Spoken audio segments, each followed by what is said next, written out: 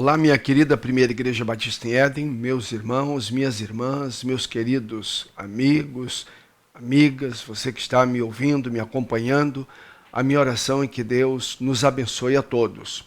Nós estamos desenvolvendo a jornada 43 dias de encorajamento. Eu louvo a Deus por Ele ter colocado no meu coração a intenção de desenvolver esta jornada.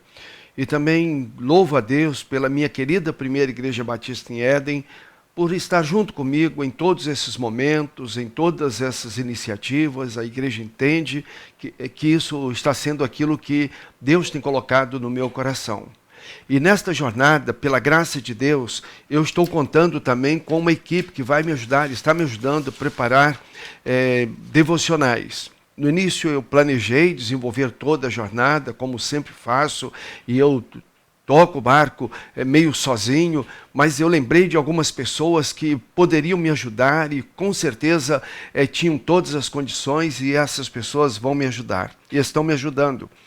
No caso, na primeira semana eu desenvolvi a primeira semana, o tema foi adotando o hábito do tempo a sós com Deus. Foi o que nós vimos na semana passada.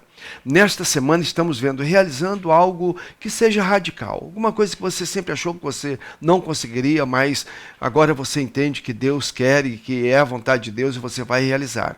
Na semana que vem, o Augusto vai me ajudar. Ele está preparando então as devocionais para a semana que vem, vivendo pessoalmente o discipulado. Na outra semana, na semana seguinte, a Thaís, ela é formada e agora está fazendo medicina também, e ela vai estar então fazendo as devocionais com o tema Cuidando da Própria Saúde. Na semana seguinte, a Patrícia, que também tem uma excelente formação, ela é psicóloga, ela trabalha como coach, ela vai estar então fazendo 5 palestras, 5 meditações, 5 devocionais com o tema Buscando a Formação Tão Sonhada. Ela trabalha com equipe de profissionais, estimulando profissionais e com empresas. Então ela pode nos dar uma palavra. Ela tem feito isso aqui na igreja e ela vai fazer então com todos na semana que ela vai estar ministrando. E encerrando esse período de 43 dias de encorajamento, nós teremos o Cícero. O Cícero é o líder do nosso encontro de casais. É uma pessoa de família, uma pessoa que tem a família estruturada, é uma família que tem sido um exemplo nessa questão de estrutura familiar. Ele vai falar então, fazer as meditações com o tema Realizando o Planejamento Familiar. Então, com certeza Deus tem uma bênção muito especial para cada um de nós. Não somente para você, para mim também. Tem sido muito bom para mim poder compartilhar aquilo que eu creio, aquilo que eu sei, aquilo que eu acredito, aquilo que eu desenvolvo. Mas é muito bom também ouvir outras pessoas, nós precisamos aprender também. Então, neste período, nós estaremos nos encorajando. E aí nós temos as apostilas. Eu não sei se você pegou sua apostila, se você veio à igreja, nós temos a apostila física, né? Você pode pegar o material, mas ele também está sendo publicado nas mídias da igreja. Você pode baixar lá em PDF. Mas quem pode vir à igreja, assistir o culto, você pode pegar. Então, encorajamento, 43 dias de encorajamento, isto é, em Romanos 11, aliás, capítulo 1, verso 11, nós lemos, isto é, para que eu e você sejamos mutuamente encorajados. Então, que Deus nos abençoe. Tá? Nós temos as apostilas da primeira semana e da segunda semana, para que eu e você sejamos mutuamente encorajados. Nós queremos nos encorajar. Eu quero te encorajar. Eu me sinto com essa obrigação, com esta missão agora de te encorajar. Mas queria também que você pudesse me encorajar. Nós precisamos trocar figurinhas, nós precisamos ser encorajadores mútuos. Nós precisamos estar nos dizendo uns aos outros, vamos irmãos, vamos continuar. Então vamos avançar. Então que Deus nos abençoe nesse encorajamento mútuo. Eu já fiz a meditação de ontem, segunda-feira, e hoje, então, é a segunda meditação desta semana. Eu te encorajo a perceber a vida sorrindo para você. Há muitas pessoas dizendo, a vida não sorri para mim, a vida é ingrata comigo, a vida virou as costas para mim. Então, eu espero que você seja uma pessoa grata a Deus. que você seja alguém que já tenha percebido o quanto Deus te ama e que tudo Ele fez para que você e eu fôssemos pessoas muito felizes. Muitas pessoas não entendem isso. É tão bom você entender que Deus te ama, que Deus me ama, que Deus nos ama. Ele ama a cada um de nós. E Ele fez tudo, Ele fez para o nosso próprio bem. Eu acho tão interessante quando a gente começa a analisar e perceber a graça de Deus. Por exemplo, você precisa de água. Eu me lembro quando criança, nós moramos numa cidadezinha em Minas, às margens do Rio Doce. E a nossa casa tinha chuveiro, mas não tinha água na caixa d'água e nem tinha sistema de água naquela cidadezinha. Eu era criança. Então nós tirávamos, embora morando às margens do Rio Doce, mas nós tirávamos, eu e meu irmão Assis, nós tirávamos água do poço e subíamos numa escada e colocávamos na caixa d'água para que pudéssemos ter água no chuveiro. Tirávamos do poço, subíamos na caixa d'água, subíamos pela escada, colocávamos na caixa para ter água no chuveiro. Mas Deus não quer esse sacrifício todo. Por isso Deus fez a água. E Deus colocou a água. Normalmente você vai encontrar a água abundante, limpa, lá no pico, lá nas colinas, lá nas montanhas, para que esta água possa descer, ser canalizada e subir para a nossa caixa d'água. Então Deus sabia que nós precisamos da água na caixa d'água. E Ele já colocou ela lá em cima, que ela pudesse então, com esta queda d'água, e nesses vasos comunicantes, ela vem de lá da nascente e possa parar no recipiente onde nós precisamos, como a caixa d'água da nossa casa. Deus é maravilhoso, Deus é muito bondoso. Uma vez eu estava dizendo, numa pregação, eu usei a ilustração para dizer o quanto Deus é bom e como Ele nos fez tão perfeitos. Por exemplo, há um livro que não existe mais, mas você pode encontrar em alguma biblioteca, Ateu Já Era, escrito pelo Juarez de Azevedo, um crente batista brasileiro, lá do Nordeste, professor universitário. O Juarez de Azevedo tinha os seus colegas que eram ateus. E um dia ele falando com os colegas diziam que tudo é fruto da natureza e tal, e ele dizia, não, Deus fez tudo perfeito. E aí ele falou assim, você imagina, nós temos o rosto com esse nariz protuberante aqui e tal. Que tal se nós tivéssemos um rosto mais achatadinho, mais arrumadinho aqui, e o nariz fosse para trás? Que diferença faria? Então, na hora que você fosse comer alguma coisa, e talvez a boca, nessa boca aqui na frente, talvez a boca fosse em cima, como um moedor de carne, de café, que você bota lá em cima assim, e sai o produto já beneficiado lá embaixo. Então, a boca lá em cima. Então você imagina, esse nariz para trás, a boca lá em cima e tal, nós só teremos os olhos para frente e tal. E ele disse, então, você para comer alguma coisa, você pegava esse alimento e você olha o alimento, aí você tem que cheirar o alimento, aí você leva lá atrás assim, você cheira o alimento, aí você leva lá na cabeça e joga dentro daquele buraco. Ele falou, Deus fez tudo tão perfeito. Você pega o alimento e você olha o alimento e você traz o alimento para a sua boca. Mas antes de chegar à boca, você sente o cheiro e você já sabe se vai levar à boca ou não. Ou você diz, opa, não, o odor não está muito bom. Então Deus é muito perfeito. Outra vez eu estava pregando e eu mencionei então o fato de que, dessa perfeição com que Deus nos fez. Por exemplo, aí eu disse o seguinte, um médico oftalmologista me disse que nós lacrimejamos o tempo todo. O tempo todo, nós lacrimejamos o tempo todo. Então a lágrima era para estar correndo pela nossa face o tempo todo. Mas Deus fez um buraco, colocou um buraco que lá, eu não sei os termos da medicina, mas esse buraco sai então no céu da nossa boca e a lágrima desce ali. Então ela não sai, nós estamos lacrimejando, porque o nosso globo ocular precisa ser umedecido o tempo todo. E ele está sendo umedecido o tempo todo. E aí nós estamos lacrimejando. E aí o excesso dessa lágrima, ele desce por aquele buraco. Mas a gente não sente esse excesso de lágrima na nossa boca. Por quê? Porque sai um vapor quente de nós o tempo todo. E esse vapor quente que sai de nós o tempo todo, ele vai consumindo e sendo consumido por essa lágrima. Então Deus fez tudo equilibrado. E aí no final do culto, esse irmão lá na porta falou assim, pastor, é isso mesmo, pastor. Esses dias eu estava lacrimejando. Esse irmão já vai fazer 100 anos. E ele disse, eu estava lacrimejando, eu procurei o oftalmologista. E ele disse, é assim mesmo e tal, a gente lacrimeja o tempo todo. Mas deixa eu ver aqui, o senhor está com entupimento. Ele disse, ele enfiou um ferro no meu nariz, pastor. O ferro saiu lá no céu da minha boca, desentupiu, eu parei de lacrimejar.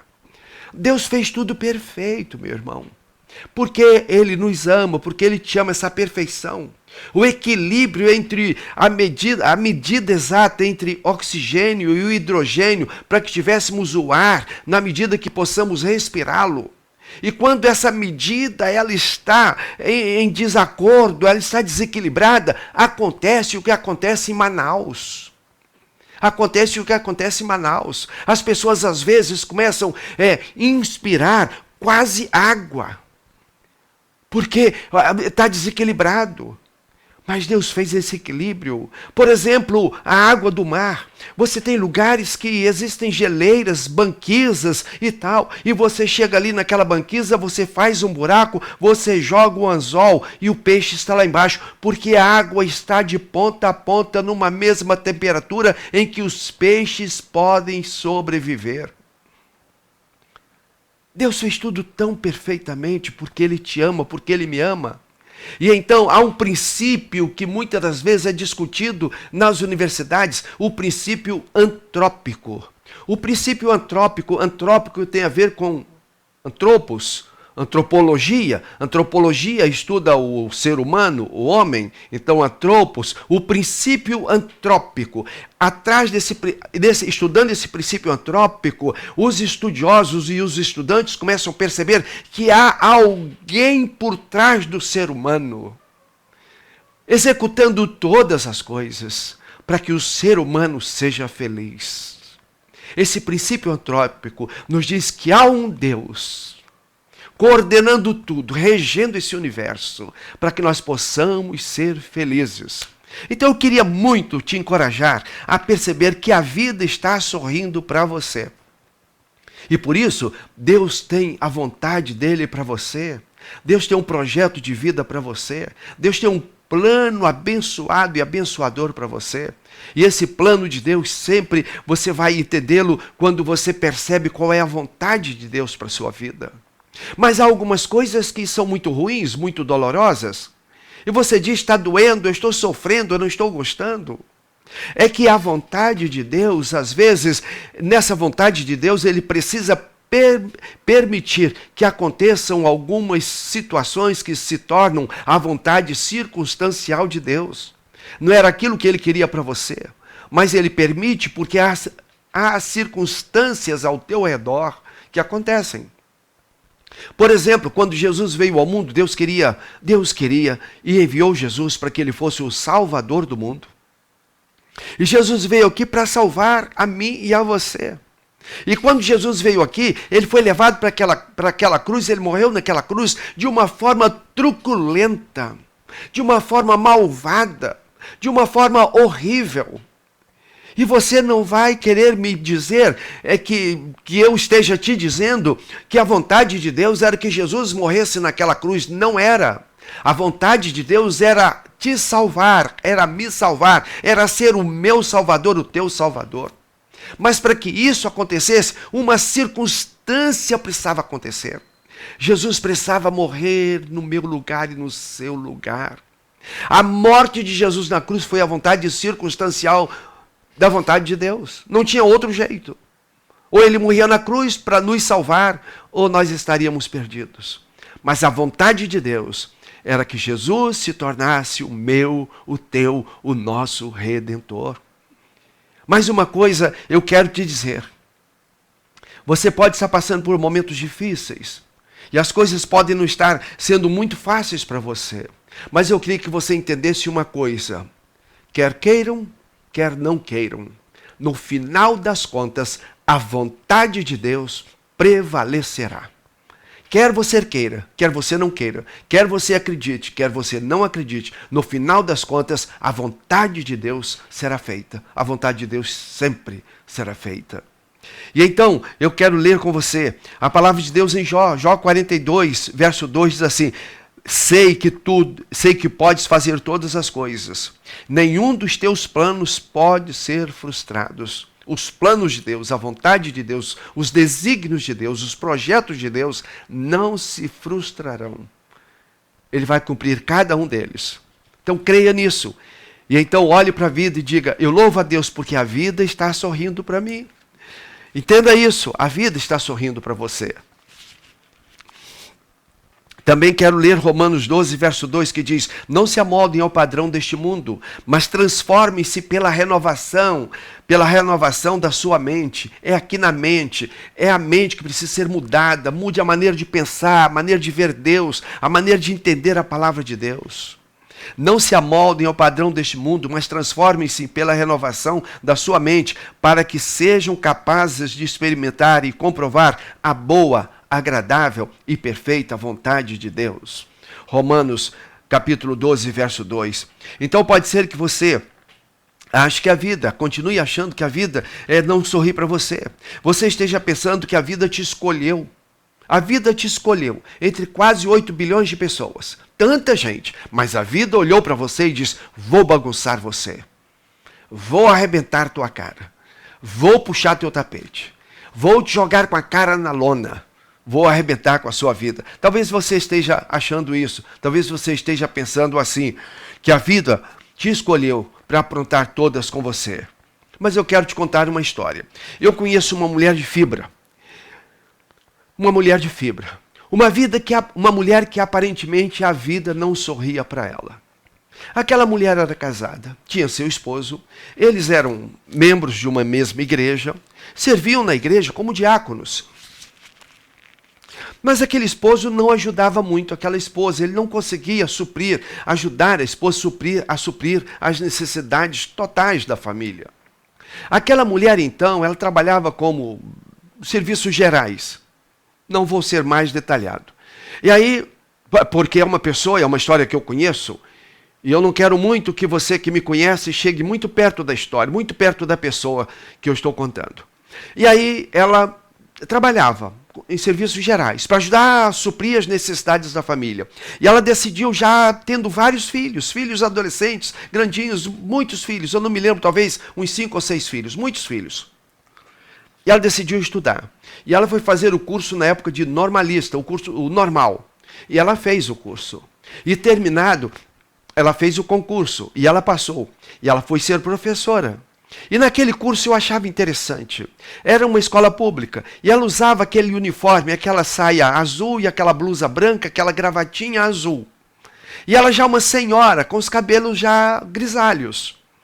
Mas ela estudou, e ela se formou, e ela fez concurso, e ela passou, se tornou professora efetiva. Dentro de pouco tempo se tornou a diretora da escola. Mas ela não parou de estudar, ela fez faculdade, ela se tornou uma universitária. E ela fez a faculdade, e ela se tornou uma palestrante universitária, e ela é convidada, e ela então trabalha, ela dirige uma escola, ela é convidada a fazer palestras, ela é uma pessoa abençoada. Porque ela acreditou. E quando ela olhou para Deus, ela disse, obrigado, Deus, porque a vida está sorrindo para mim. E eu vou aproveitar esta vida.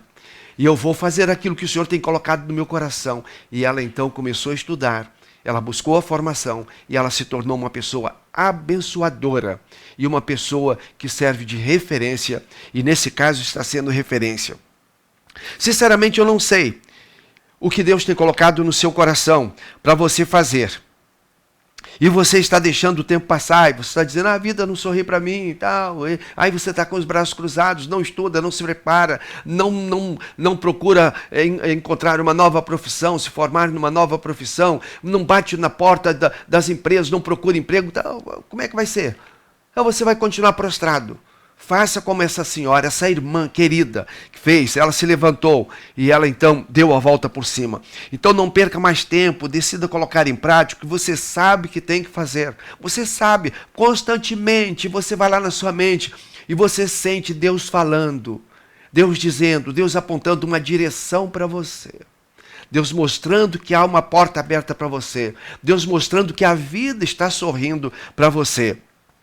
Então não perca mais tempo, decida colocar em prática aquilo que Deus tem colocado no seu coração. Quero te encorajar a fazer alguma daquelas coisas que você sempre achou que deveria fazer.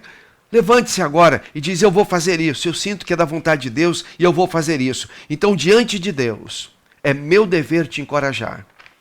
Então, nessa jornada, e sempre serei assim, mas especialmente nesta jornada, é meu dever te encorajar a entender que o amanhã chegou. Não deixe nada para amanhã, o amanhã chegou, é agora. Depois de 2020, a quarentena, essa luta e o aprendizado que tivemos em 2020, o 2021 então se despontando e as portas abertas e a vida sorrindo para você. Então levante a cabeça e vamos em frente. Então diga para Deus: obrigado, Senhor, eu percebo que a vida está sorrindo para mim.